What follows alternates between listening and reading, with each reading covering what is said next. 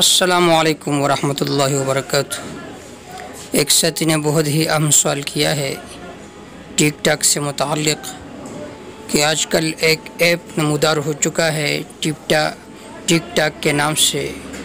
इस पर लोग मुख्तलिफ़ वीडियोज़ वग़ैरह बनाते हैं। इसका शरई हुक्म क्या है? इसका जवाब ये है कि टिक टाक वग़ैरह इसको इस्तेमाल ज़्यादा तौर पर औरतें करती है, इसी तरह मर्द हज़रात भी करते हैं और उसमें बेहया और फहश किस्म के तस्वीर वग़ैरह वो लाते हैं जिसमें बहुत सारे मफासिद मौजूद है। एक तो ये है कि बिला ज़रूरत वीडियोज़ वग़ैरह बनाना जिसका दुनिया और आखिरत में कोई फ़ायदा ना हो, तो ये लायानी उमूर है और हर लायानी और गैर मुफीद कामों को छोड़ना चाहिए।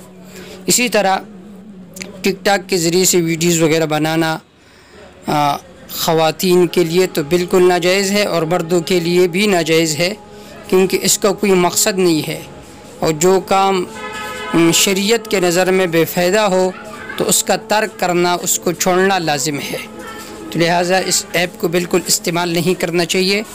ये दरअसल में यहूदी लॉबी का एक साजिश है कि वो इसके ज़रिए से जो दीनी शायर है उसका मजाक उड़ाते हैं। हदीस पाक में आता है, आप सल्लल्लाहु अलैहि वसल्लम ने फरमाया, मैं तुम्हारे घरों में फितनों को इसी तरह देखता हूँ जिस तरह के बारिश के कतरे। तो ये एक अज़ीम फितना है।